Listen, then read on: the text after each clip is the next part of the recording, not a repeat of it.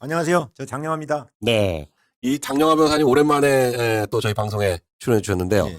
또 며칠 전에는 오늘 이제 소개해드릴 이 굿바이 범죄꾼이라는 책을 가지고 북콘서트도 여셨는데 굉장히 지난 토요일 날 거의 1,000명이 넘는 분이 예, 많은 분들이 성원해 주시고 직접 참여해 주시고 네. 격려해 주시고 네. 그렇습니다. 그래서 사실 이 성남시가 이 분당 쪽이 이제 2개 지역구가 있고 그렇죠. 예. 그리고 이제 원래 구시가지 수정구와 중원구 예. 이렇게 4개 지역구로 이루어져 있는데 수정구 중원구는 참 어려운 지역이잖아요. 좀 어려운 지역이죠. 네, 어려운 지역이고 제2의 광주다 이렇게 얘기할 정도로 네. 어렵다 이렇게 얘기를 하는데 국민의힘 쪽에서는 장영하 변호사님이 어려운 결심을 하시고 야. 네.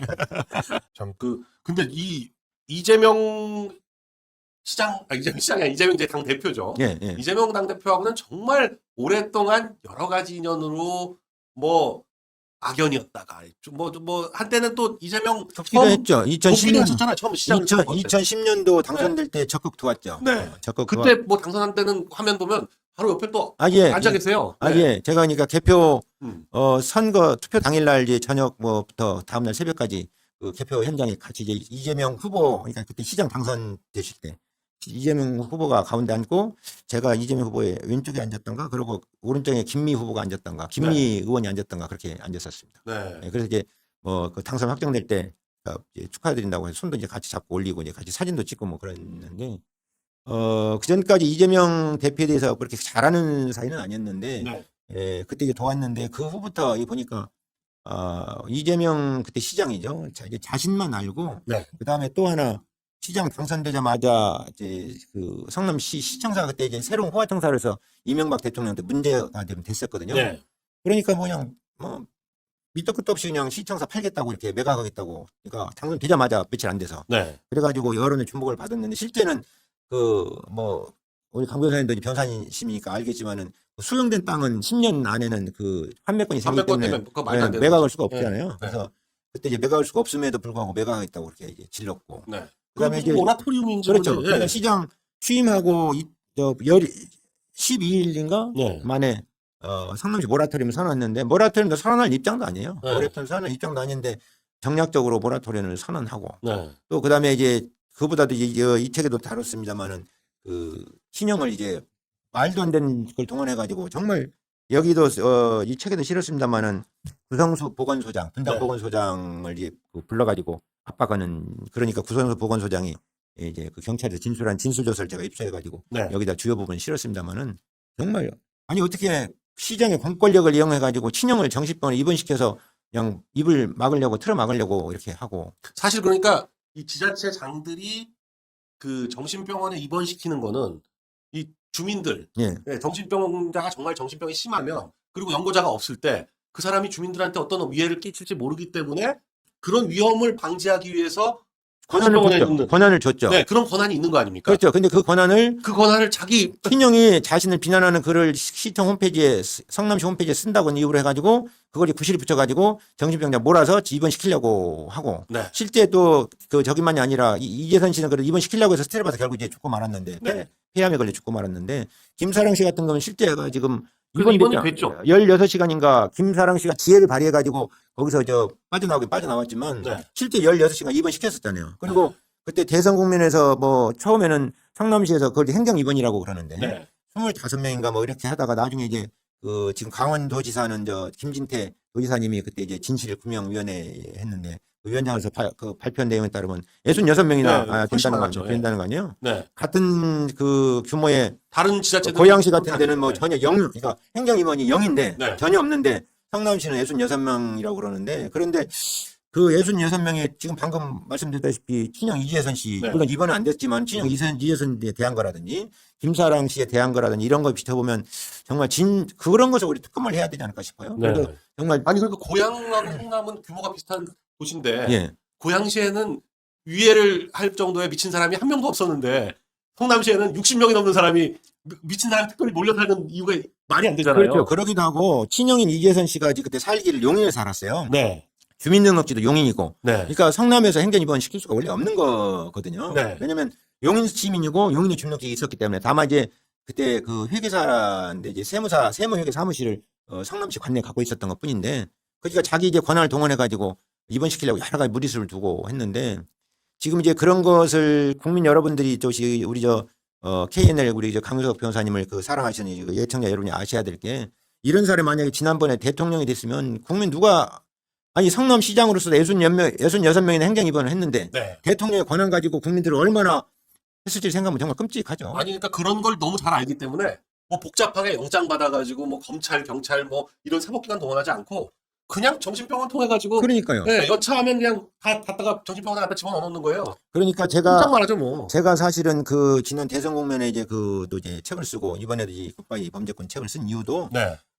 국민 여러분들 이런 실체를 좀 제대로 아시라. 네. 지금도 이제 보면은 그 이재명이 이렇게 그 하는 말에 이제 홀려가지고 실체관계를 진실을 제대로 못 보는 분이 계신데 정말 그런 분들이 이 책을 좀 한번 읽어보시고 네. 만약에 의문이 나면 제가 얼마든지 그분하고 진실관계 토론할 수도 있고 네. 저는 자신 있으니까요. 아니 그러니까 그 이재명이 어찌나 저찌나 됐던 간에 지난 대선에서 1,600만 표 역대 대선에서 떨어진 사람 중에서는 가장 많은 표를 받았다. 그렇죠. 예. 그게 이제 본인의 자산이잖아요. 예, 예. 그 1,600만 명은 이재명 말을 믿는 거죠.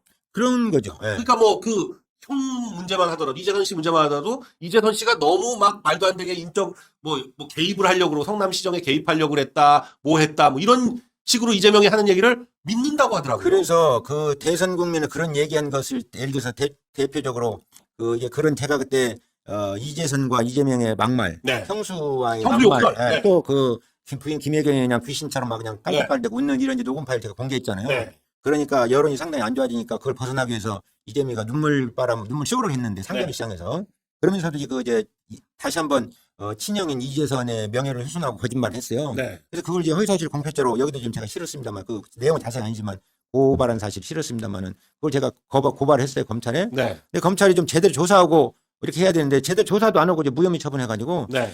지금 보면은 법원도 그렇고 검찰도 그렇고 경찰은 말할 것도 없고 왜 이재명 앞에만 서만 작아지고 이재명이 마치 성역처럼 그렇게 다뤄지는지 도대체 저는 이해할 수가 없어요. 네. 그래서 이 책을 쓴 동기도 결국은 국민 여러분들이 좀 이재명의 실체를 제대로 알았으면 좋겠다. 이재명의 실체를 제대로 다룬 내용이 없어요. 네. 이 책 제가 쓴 책 2권 외에는 전혀 없습니다. 네. 무슨 뭐 영화가 있는 것도 아니고 어디서 글이 제대로 있는 것도 아니고 네. 그래서 좀 정말 국민들이 이재명의 실체가 궁금하면 이 책을 꼭 좀 읽어보시라. 뭐 네. 사서라는 얘기는 아니지만 네. 좀 빌려서라도 도서관에 빌려서라든지 이웃에 빌려서라든지 정 뭐하면 저한테 빌려달라고 요청하면 왜냐하면 제가 유권자가 아니면 제가 뭐 이게 뭐 보내드릴 용의도 있고 네. 유권자는 또 선거법 위반이 되니까 제가 이제 예비 후보니까 네. 그러면 제가 빌려드릴 용의도 있습니다. 네. 꼭 좀 읽어보시길 좀 권유합니다. 특히나 이 책에 예. 그 유동규 씨를 또 인터뷰해가지고 내용을 추가하신 예. 분이 또 있습니다. 예. 그래가지고 유동규 씨 얘기도 꽤 굉장히 많이 나오는데 예.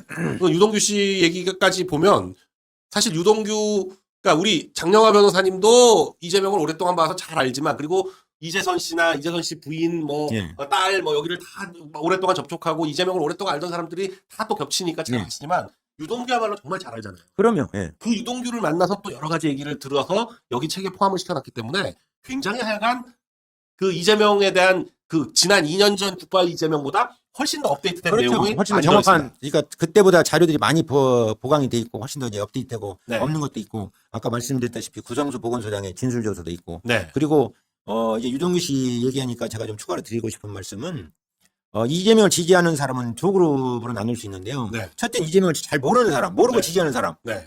그 사람들이 그런 사람들이 대부분이고 네. 이재명을 잘 아는 사람들은 이재명 지지하는 사람이 거의 없습니다. 어떤 네. 사람들이 그러면 이재명 잘 아는 사람들이 이재명 지지하느냐?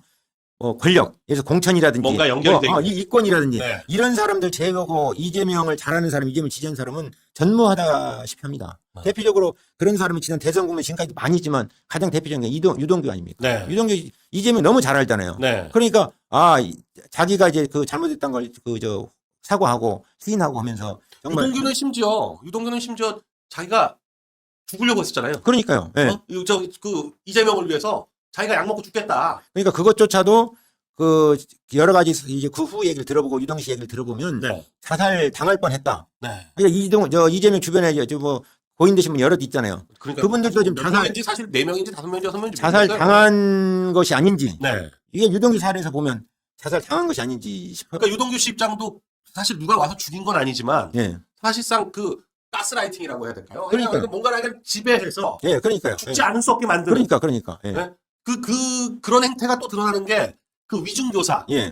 옛날 검사 사칭을 했던 건 2002년 사건이지만 예. 이 사건이 2018년 경기도지사 선거 때 제가 고발한 거론, 겁니다. 네, 거론이 되고 문제가 제가 되니까. 고발한 거. 네, 그걸 또 예. 그 경기도지사 선거 끝나고 나서 고발하셨잖아요. 예, 예. 그래가지고 이게 이제 커지니까 이걸 그 2심에서 막 300만 원이 나오고 뭐 이런 상황이 되니까 그걸 위증을 시키려고 그때 관계된 무슨 김영양 시장 이제 수행비서 그걸 했던 사람. 김진성 씨인데요. 그러니까 그 통화 내용을 보면 김진성 씨가 위증하지 않을 수 없게끔 가스라이팅하는 그 이제 그 진술 내용이 그러니까 녹음 통화 내용이 네. 그 이재명 그 김진성 씨가 그래도 다행히 어떻게 이재명하고 통화하는 내용을 녹음을 했었나 봐요. 근데 이제 그러니까 녹음을 한 것인지 뭐 자동적으로 녹음되게 된 것인지 아니면 일부러 녹음한 것인지 모르겠지만 제가 보기에는 이렇게 이제 생각이 드는데요. 네. 이재명이가 워낙 그렇게 가스라이팅하고 저거니까 이제 뭐 어떻게 얘기했는지를 좀 확인을 해야 될 필요성이 있어 녹음한 것이 아닌가 싶은데 네. 어쨌든 그것이 이제 핸드폰에 남아 있어가지고 네. 그 검찰에서 압수수색하는 과정에서 이제 나왔죠. 나왔죠. 나왔는데 그 내용 들어보면 그게 워낙 확실하게 나오니까 그러니까요. 그건 네. 위증교사는 뭐 그 영장 담당 판사도 위증교사는 인정된다고. 그러니까요. 할 그래서 정도니까요. 네. 그러니까 심지어는 김진성 씨에 대해서도 가스라이팅을 한 그런 내용들이 여기 지금 그 파일 네. 그러니까 말 대화 통화 내용이 여기 실려 있습니다. 네. 이재명이랑 구속영장 그 피의사실에 이제 그것이 그 들어가 저도 그 있는. 대목을 보니까 기가 막히게 얘기해요. 그러니까요. 뭘 명확하게 하진 않는데 막 이렇게 기기묘묘하게 얘기를 해가지고 그러니까요. 네, 그 안 넘어갈 수 없게. 그러니까 참 정말 악마의 속삭임 같은 그런 그러니까 느낌입니다. 이재명이라는 사람이 재능이 많은 건 좋은데 네. 재능이 많아요. 틀림없이 재능이 많은데 그 재능을 정말 국민들을 위해서 쓰고 나라를 위해서 써야 되는데 자신의 권력 강화를 위해서 쓰는 거예요. 네. 그러니까 지금 왜냐하면 능력이 없는 사람 그렇게 할 수도 없잖아요. 네. 그런데 이재명 능력이 출중한데 그 능력을 정말 국민들을 위해서 쓰거나 한 것이 아니고 신형을 정신병원에 강제 입원시키고 김사랑 씨 저거 해가지고 경찰들 시킨 걸 수령이 돼요. 네. 시켜서 이제 그 체포해가지고 강제로 이제 정신병원 입원시키고 네. 김진성 씨 위증하는 데 시키고 이제 모르는 사람들 자기 지지하게 만들고 그러니까 이재명을 잘 모르고 지지하는 사람들은 어떻게 보면 이재명한테 가스라이팅을 당했다고 해도 과언이 아닙니다. 네. 아니, 그러니까 이재명이 그런 얘기를 하는 것 자체를 보면, 본인을 포장하고 어떤 스토리를 만드는데 굉장히 능숙해요. 심지어는 보면, 그, 집안이 그렇게 어려웠던 것도 아닌데도 아니에요. 예, 예. 굉장히 어려웠던 걸로 그러니까요. 포장을 해가지고 자기가 중학교, 고등학교도 집안이 어려서 못 나왔다. 라는 식으로 하면서, 아니, 그러니까 분명히 중앙대를 나왔는데, 중앙대 네. 법대를 졸업하던 애 그 사법시험이 네. 있는데, 그 당시 기사를 보더라도, 그 당시에 이 책에도 지금 그 사진이 있습니다. 그 당시에도 보면 국민학교밖에 졸업을 안 했는데 보시면 사법고시를 합격했다라는 식으로 저기 보시면 예. 국졸로 23세에 사법시험 합격한 이재명 경인일보. 그러니까 지금 이제 사실 중대법대를 저때 졸업했어요. 그렇죠. 예, 왜 그리고 국졸이에요? 중대법대 졸업했는데. 그래서 이재명이라는 사람이 자신의 유리할 때 상황을 이렇게 가스라이팅 해가지고 상황을 유리하게 해서 어떨 때는 별것이 아닌 것처럼 했다가 네. 어떤 별것도 아닌 거 대단하게 했다가 그래서 그 편차가 아주 크거든요. 네. 그러니까 이제 그걸 이제 거짓말로 이제 이렇게 비춰지고 네. 실제 거짓말도 하고 네. 과정에서 대표적으로 거짓말 중에 예를 들어서 이재선 친형이 어머니를 협박했다고 그러고 뭐 전속 폭행했다고 그러고 네. 사실 그 이제 제가 그 수사 기록도 제가 봤는데요. 네. 경찰이나 검찰도 그거를 이제 제대로 따져보고 해야 되는데 그걸 이제 따져보지 않고 그냥 이재명이 압박이 불해서 그런지 이재명을 봐주려고 그랬는데 어떤지 어쨌든 아니면 이재명 힘에 굴복했는지 모르지만은 친형 이재선이 마치 어머니를 협박하고 때려가지고 상처를 입히고 그런 것처럼 네. 약식 명령이 되게 만들고 네. 그런데 자세히 보면은 그것이 아니거든요. 네. 심지어는 예를 들어서 지금 이재선이 이제 그때 당시에 그 수행비서였던 이재명 시장의 수행비서였던 백종선이 워낙 그냥 괴롭히니까 이재명을 설득해가지고 백종을 그걸 막으려고 네. 전화를 계속해도 안 받으니까 어머니 집에 가서 이제 어머니한테 전화해달라고 이재명한테 전화해가지고 이재명 받으니까 이제 와라. 네. 한데 오게 하기 위해서 너 안 오면 너희 집하고 우리 집하고 엄마네 하고 교회를 불사드리겠다 이재명한테 협박한 내용이 있어요. 네. 근데 그것이 협박 대상이 이재명이잖아요. 어머니가 네. 아니고. 네. 그런데 그것을 마치 어머니를 불사지른다고 해가지고 어머니를 협박한 것처럼 이렇게 이제 말을 바꾼 거죠. 그러니까 조작하고 저거 하고 그런데 속아 넘어가는 내가 볼 때는 개딸들이나 이재명 지지자들 대부분 다 속아 넘어간 것 같은데. 네. 그거 참 문제예요. 그런 것들이. 삼이행님, 큐티투님, 라일라케이님, 메이김님, 박미르님, 윤베르토님 감사합니다. 근데 그 백종선이라는 사람도 참 재밌는 게 그 딸이 이제 배가연이라고 가수거든요. 네, 배가연. 배가연이라고 가수인데 그 가수 그때 이제 그게 케이팝 스타였는지 하여간 슈퍼스타 K인지 뭔지 모르겠는데 네. 거기 나올 때 성남시 시장이었잖아요. 시장에서 막 성남 시민들이 응원해줘야 된다 막 하면서 굉장히 또 자기 현수- 사람은 또 챙겨요. 그러니까 현수막 같은 걸 이제 뭐 성남시에다가 막 동사무소나 이렇게 네. 제가 공공기관 입구에도 걸게 하고 뭐 그것을 이제 이재선 씨가 그 비난한 적도 있고 그러니까 네. 그걸 백종선이 이제 너 백종선이 그거 가지고 또 이재선 씨한테 그렇죠. 문자 정말 살벌하게 욕하는 내 딸을 언급했다고 그냥 네. 그냥 문자 보내고 근데 그것이 저기 뭐야 이재명이 이재선 정치법 강제 입원시키려고 하는 시기가 겹치는 걸로 제가 네. 알고 있거든요. 그러니까 더 이제 어차피 백종선 입장에서는 이재명이 시장이 이재선 정치법 입원시키려고 하니까 또 네. 그렇게 유도하려고 하니까 네. 두 개가 이제 겹치니까 백종선이 그냥 여기 책에도 이제 나옵니다만은 이재선에 대해서 그냥 그렇게 그냥 저거는 그냥 그렇게 그냥 겁을 주고 근데 사실 문자가- 참 희한한 게 네, 저런 직접 자기 예, 시장실에 예. 불러가지고 사진도 찍고 예. 그러기도 했었는데 저 백종선이라는 사람의 전력이 사실 좀 의심스럽죠. 일부에서는 뭐 조폭이라는 얘기도 하는 사람이 있는 것 같습니다. 네. 그러니까 그러니까 확정된 바는 없는데 네. 어제 조폭이라고 하는 사람이 있는 걸 제가 직접 들었어요. 근데 백종선은 굉장히 이재명과 가깝잖아요. 거의 수행비서 역할을 꽤 오래 했죠. 그렇죠. 그리고 이제 무슨 뇌물 사건인가? 네. 연루돼 가지고 이제 구속돼서 이제 형도 산 것을 아는데 네. 그런 동안 그러면서 이제 이재명이 형식적으로는 아까 지금 김태년이 적었다시피 수행비서 그렇게 했다시피 예, 약간 이재명도 거리를 뒀지만 사실은 거의 실질적으로 이제 이재명 측근으로 활동하고 겉으로만 드러나지 않게 하고 이렇게 한 걸로. 김인섭도 사실은 그거 마찬가지 아닙니까? 그렇습니다. 뭐 도박으로 예. 걸려가지고 예, 그렇습니다. 뭐 예. 실형 살았지만 예. 뭐 사실 그러니까 김인섭이도 지금 떡다방으로 해가지고 좀 뭡니까 백현동 네. 약간의 이제 또 그야말로 그때 이후로는 자기는 거리도 가지고 전혀 본 적도 없다고 하는데 허가방. 나중에 보니까 뭐 정진상하고 해가지고 연락 다 하고 있고 떡다방이 아니라 허가방. 허가방으로 통한다고. 네. 예. 그러니까 그 백종선도 그렇고 백종선 이후의 수행비서들도 보면 무슨 진짜 조폭 사건으로 판결에 이름이 오르내리는 사람들이 수행비서를 하더라고요. 아니 무슨 경호원도 아니고 수행비서를 그런 사람을 써야 될 이유가 있나요? 그러니까 그건 이제 저는 그런 부분은 깊게는 모르겠습니다만 네. 측근들의 시장 당선될 때부터 네. 조폭들과 밀접한 관련을 맺고 조폭들의 도움을 받고 네. 아까 지금 백종선이나 지금 또 지금 현재까지 수행비서 최근까지 하고 당대표실에 뭐 이렇게 정무적 직을 맡는 김모 비서도 지금 수행비서도 그런 것을 얘기가 들리고 그렇습니다. 네. 아니 그래서 저기 나오죠. 이재명 8년간 수행비서를 했네요.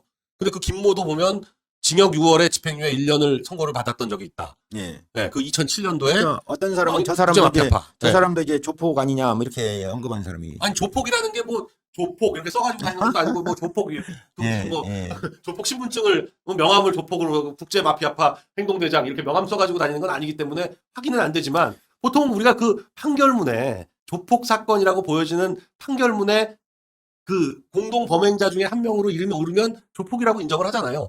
저기 43명 안에 들어있으면 조폭인 거죠. 어쨌든 이재명 주변에 있는 사람들이 그런 사람들이 많습니다. 네. 그런 사람들. 그리고 그것만이 아니라 네. 지금 이번에 부산에서 이제 이재명 피격된 사건에 대해서도 그 뒤로 이제 서울로 이제 부산대병원에서 서울대병원으로 전원하고 네. 이제 의료 헬기 탁터 헬기 타고 이제 아니 그 헬기를 탄다는 것도 참 상상하기 힘든 일인데 그게 주변에 어쨌든 이재명 주변에는 네. 명쾌한 게 거의 없어요. 클리어한 게 거의 없어요. 네.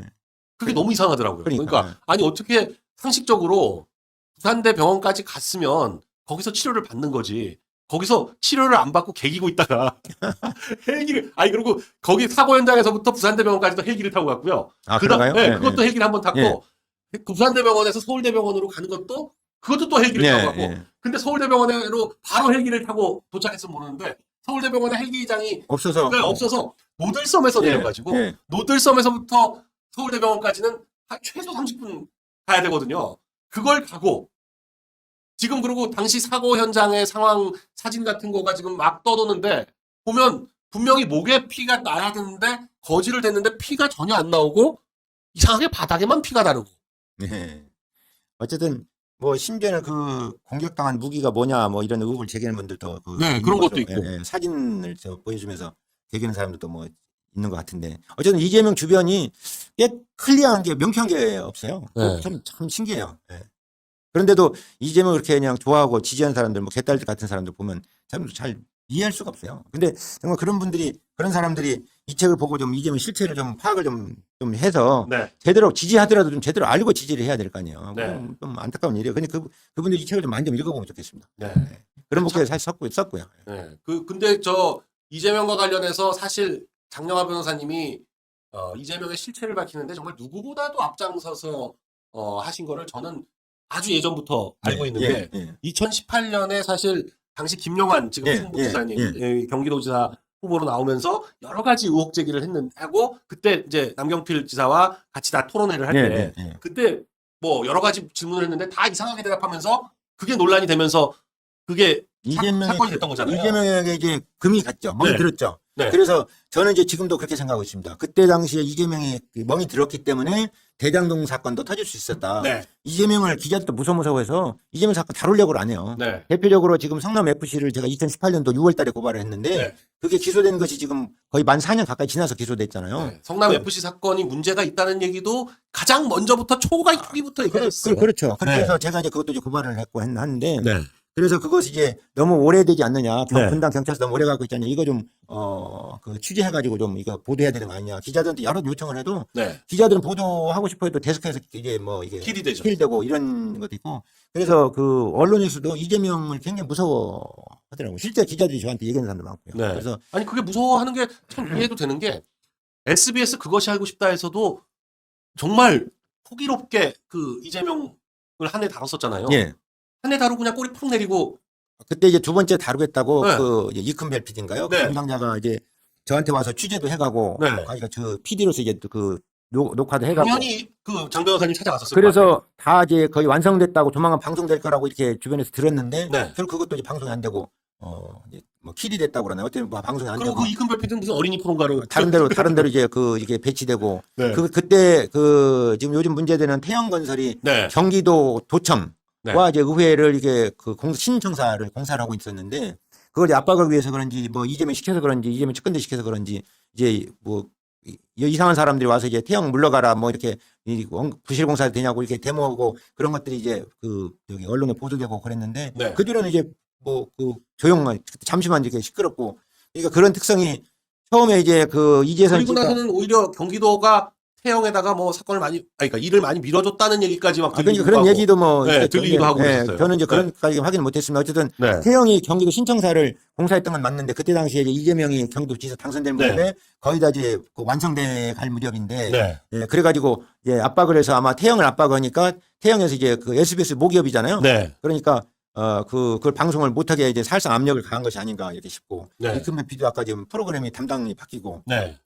이렇게 된 걸로 아는데 어제 그런데 아주 능수능란합니다. 그런 사실은 지금 내일 태영건설에 대한 워크아웃이 결정이 되는데 예. 태영건설이 이 SBS와 관련한 이 뭐랄까 뒷거래 예. 이재명과의 뒷거래 예. 이런 걸 좀 공개를 해야 됩니다. 사실 그거를 제대로 좀 밝힐 수 있으면 밝혀야죠. 네. 네. 왜 제가 그걸 관심을 갖고 있냐면요. 네.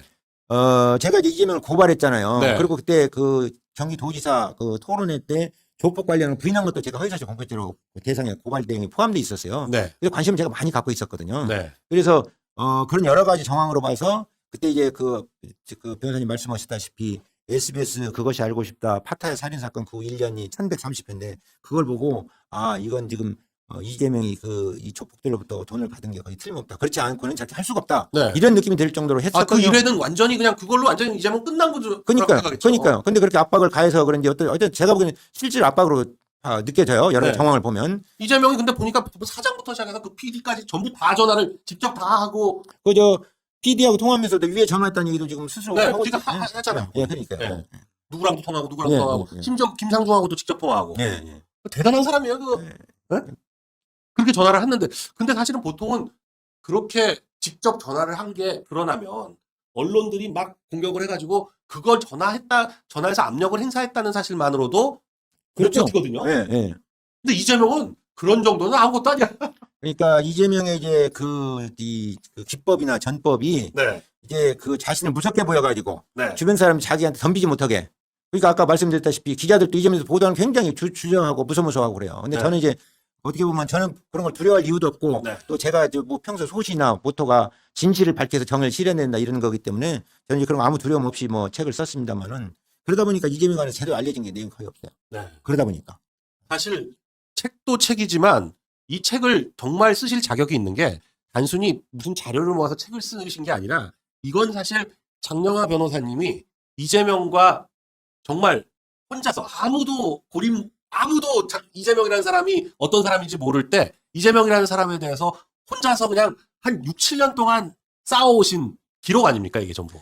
모든 이재명과 관련된 사건에 최초에는 항상 장영하 변호사.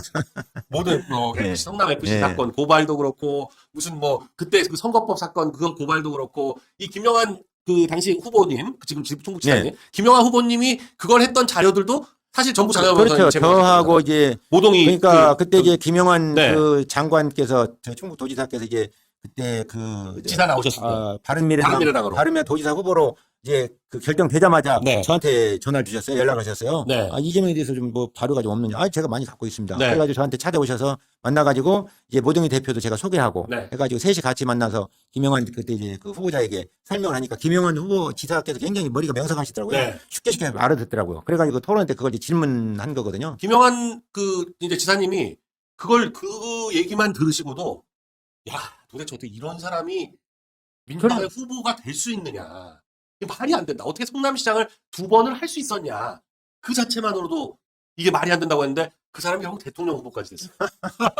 그런데 어쨌든 정말 그래도 네. 다행인 것은 대통령의 당선이 이재명이 안 안 되는 됐다는 것이 만약 네. 이재명 당선됐으면 정말 제가 보기에는 우리나라가 뭐 그 베네수엘라나 아니면 무슨 뭡니까 픽 3국인가요? 뭐 이제 네. 그 포르투갈 무슨 그리스 뭐 이런 스페인 이런 3국이나 네. 또는 아르헨티나나 뭐 이런 나라처럼 가는 남미는 실제로 조폭 그 카르텔 두목이 대통령이 되기도 하고 그렇더라고요. 사실 이재명이 만일에 정말 대통령이 됐다면 대한민국 그런 어떤 그 이쪽 어둠의 세계는 성남 마피아가 완전 장악하게 되는 거 아닌가 할 정도로. 그거 지금 네가 성남시장으로서도 친형 이재선을 정치권에 강제 입원시키려고 하고 네. 김사랑을 강제 입원시키고 네.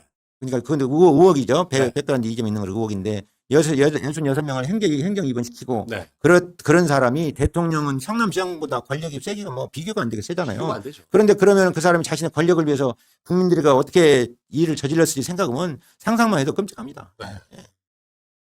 그리고 또 그렇게 무슨 조직 같은 거를 평소에 이렇게 성남시장을 하면서도 왜 그런 얘기들이 많잖아요. 경기 동부연합이니 뭐니 이런 사람들 그런 그 조직들을 위해서 뭔가 지원 같은 그렇죠. 지원을 그냥 노골적으로 하고요. 네. 이제 직접적으로 강변단체 지원하듯이 막 직접적으로 돈을 줬다는 것이 아니라 네. 이제 뭐 사업을 이게 뭐 만들어가지고 주고. 만들어주고 심지어는 제가 그런 얘기도 들었어요. 박원순도 그런 거 많이 했지만 이거 이재명도 굉장히 많이 했다고. 아마 가장 그 많이 한 사람이 저는 이재명으로 추정이 되고요. 네. 제가 얼마 전에 유동규를 만났더니 네. 그런 얘기 하더라고요.